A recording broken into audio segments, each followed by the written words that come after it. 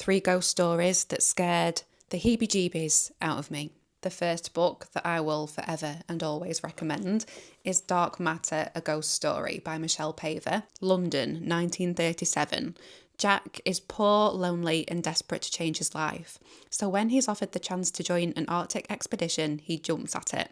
Spirits are high as the ship leaves Norway, and at last they reach the remote, uninhabited bay where they will camp for the next year. Soon, Jack will see the last of the sun, the sea will freeze, and escape will be impossible. And Jack is not alone.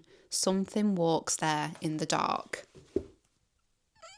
So the bay where they are staying, I believe, is an old mine, and some of the inhabitants of the former mining camp may not have left. It's also told through journal entries from what I remember, so it feels really personal, and it's just a great bit of storytelling, and it's just claustrophobic and scary. The second book that I highly recommend may be a bit of an obvious one, but I'm going to tell you about it anyway, and that is The Woman in Black by Susan Hill. We are following a junior solicitor called Arthur, and Arthur is sent to kind of deal with the estate, kind of consolidate things after the sole owner of a house called Eel Marsh House passes away. The access to and from Eel Marsh House is via a causeway that gets cut off with the tide.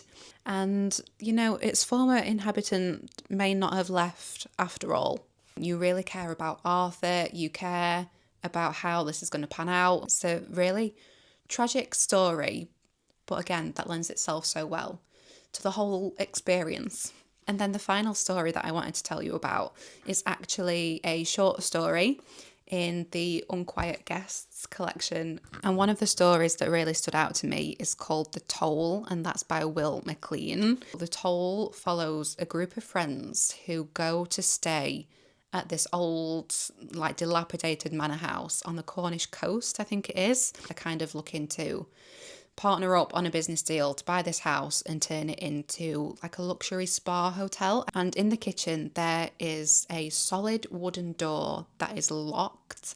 Basically they want to open this door to get in there because they're thinking, great, there's like a whole other floor to this house. And so creepy things ensue, and it's all just kind of a bit, you know, like something trying to mess with you, something getting in your head. This time it's a little bit different in that the characters that we're spending time with are not necessarily the most likable people. So you're kind of like, okay, let's see what happens to these people. Let's play with them a bit. Let's have a little fun. So let me know if you have read any of these stories, and let me know what books you would recommend. What book is going to be the next one to keep me up at night?